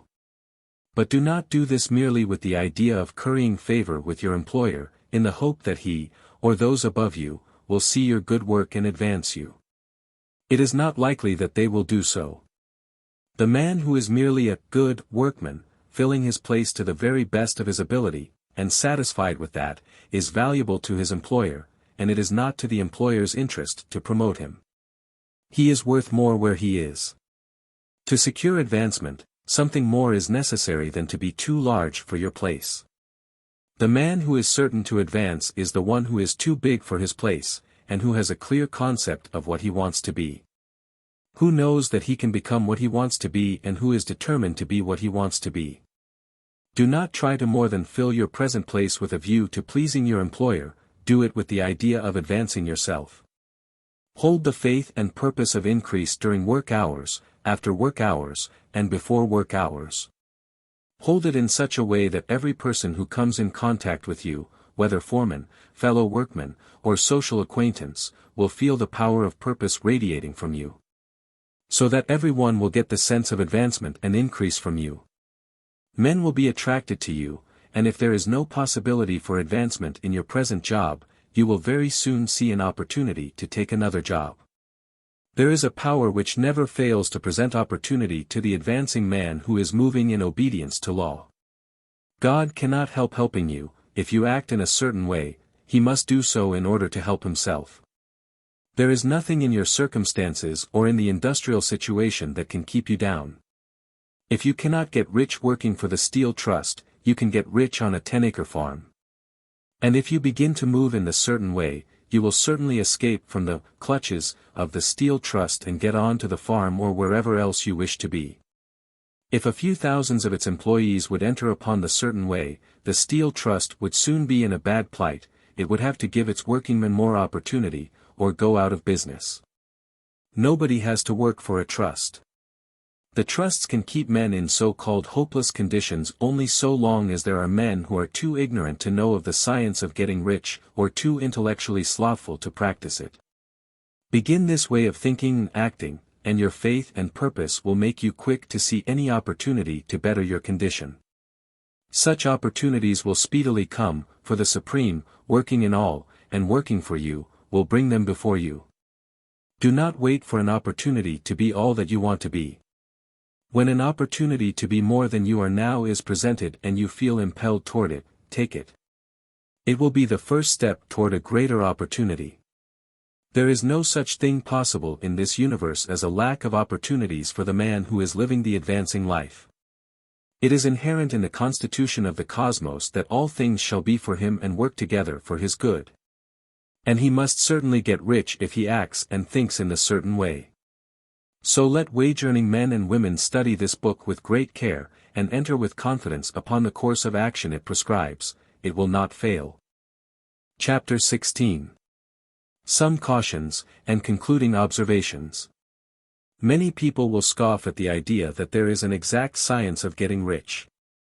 Holding the impression that the supply of wealth is limited, they will insist that social and governmental institutions must be changed before even any considerable number of people can acquire a competence. But this is not true.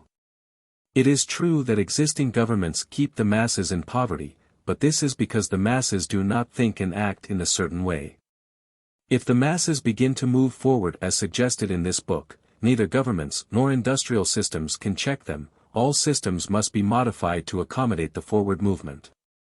If the people have the advancing mind, have the faith that they can become rich, and move forward with the fixed purpose to become rich, nothing can possibly keep them in poverty. Individuals may enter upon the certain way at any time, and under any government, and make themselves rich. And when any considerable number of individuals do so under any government, they will cause the system to be so modified as to open the way for others. The more men who get rich on the competitive plane, the worse for others. The more who get rich on the creative plane, the better for others. The economic salvation of the masses can only be accomplished by getting a large number of people to practice the scientific method set down in this book, and become rich. These will show others the way, and inspire them with a desire for real life, with the faith that it can be attained, and with the purpose to attain it. For the present, however, it is enough to know that neither the government under which you live nor the capitalistic or competitive system of industry can keep you from getting rich. When you enter upon the creative plane of thought, you will rise above all these things and become a citizen of another kingdom. But remember that your thought must be held upon the creative plane. You are never for an instant to be betrayed into regarding the supply as limited, or into acting on the moral level of competition. Whenever you do fall into old ways of thought, correct yourself instantly. For when you are in the competitive mind, you have lost the cooperation of the mind of the whole. Do not spend any time in planning as to how you will meet possible emergencies in the future, except as the necessary policies may affect your actions today. You are concerned with doing today's work in a perfectly successful manner, and not with emergencies which may arise tomorrow. You can attend to them as they come. Do not concern yourself with questions as to how you shall surmount obstacles which may loom upon your business horizon, unless you can see plainly that your course must be altered today in order to avoid them. No matter how tremendous an obstruction may appear at a distance, you will find that if you go on in the certain way it will disappear as you approach it, or that a way over, though, or around it will appear. No possible combination of circumstances can defeat a man or woman who is proceeding to get rich along strictly scientific lines. No man or woman who obeys the law can fail to get rich any more than one can multiply 2 by 2 and fail to get 4. Give no anxious thought to possible disasters, obstacles, panics, or unfavorable combinations of circumstances. It is time enough to meet such things when they present themselves before you in the immediate present, and you will find that every difficulty carries with it the wherewithal for its overcoming. Guard your speech. Never speak of yourself, your affairs, or of anything else in a discouraged or discouraging way.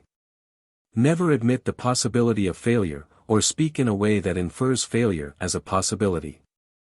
Never speak of the times as being hard, or of business conditions as being doubtful.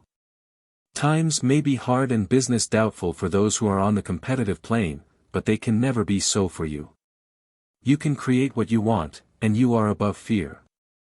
When others are having hard times and poor business, you will find your greatest opportunities.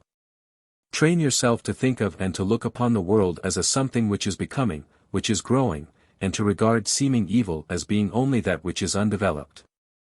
Always speak in terms of advancement.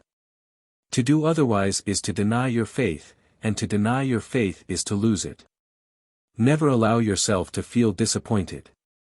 You may expect to have a certain thing at a certain time, and not get it at that time, and this will appear to you like failure.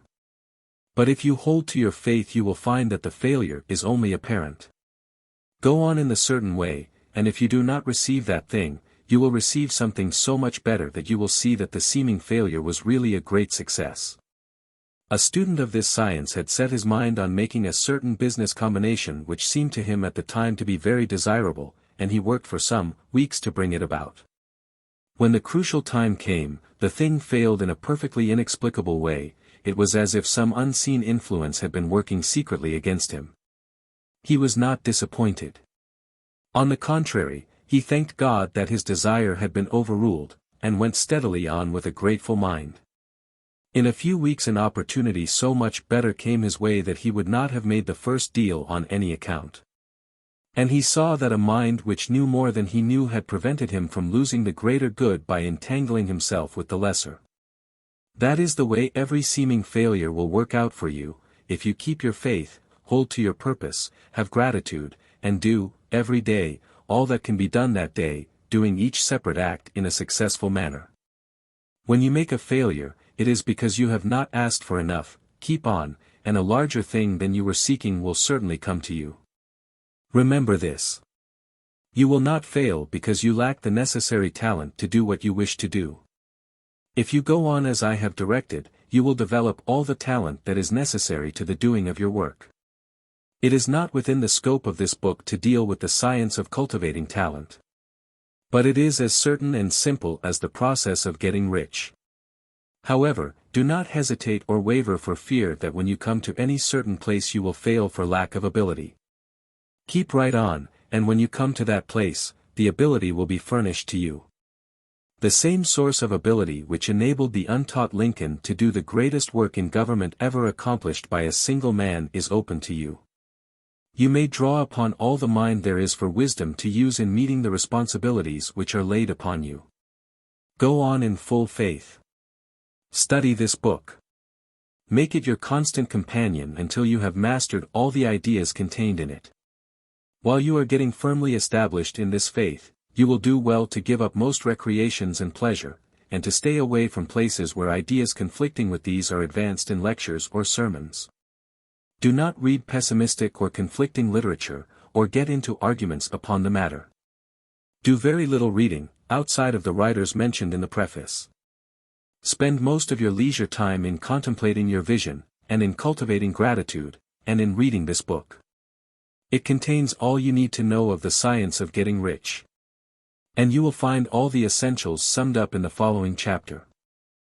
Chapter 17. Summary of the Science of Getting Rich. There is a thinking stuff from which all things are made, and which, in its original state, permeates, penetrates, and fills the interspaces of the universe. A thought in this substance produces the thing that is imaged by the thought. Man can form things in his thought, and by impressing his thought upon formless substance can cause the thing he thinks about to be created. In order to do this, man must pass from the competitive to the creative mind, otherwise he cannot be in harmony with the formless intelligence, which is always creative and never competitive in spirit. Man may come into full harmony with the formless substance by entertaining a lively and sincere gratitude for the blessings it bestows upon him. Gratitude unifies the mind of man with the intelligence of substance, so that man's thoughts are received by the formless. Man can remain upon the creative plane only by uniting himself with the formless intelligence through a deep and continuous feeling of gratitude. Man must form a clear and definite mental image of the things he wishes to have, to do, or to become. And he must hold this mental image in his thoughts, while being deeply grateful to the Supreme that all his desires are granted to him. The man who wishes to get rich must spend his leisure hours in contemplating his vision, and in earnest thanksgiving that the reality is being given to him. Too much stress cannot be laid on the importance of frequent contemplation of the mental image, coupled with unwavering faith and devout gratitude. This is the process by which the impression is given to the formless, and the creative forces set in motion. The creative energy works through the established channels of natural growth, and of the industrial and social order.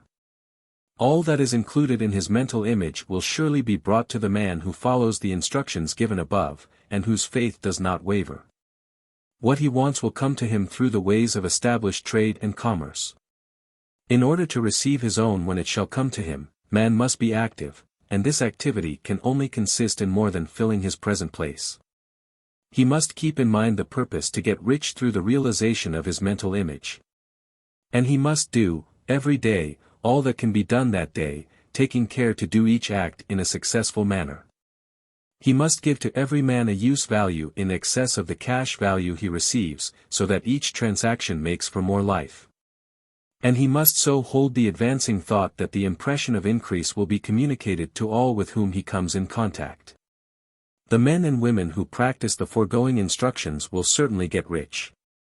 And the riches they receive will be in exact proportion to the definiteness of their vision, the fixity of their purpose, the steadiness of their faith, and the depth of their gratitude.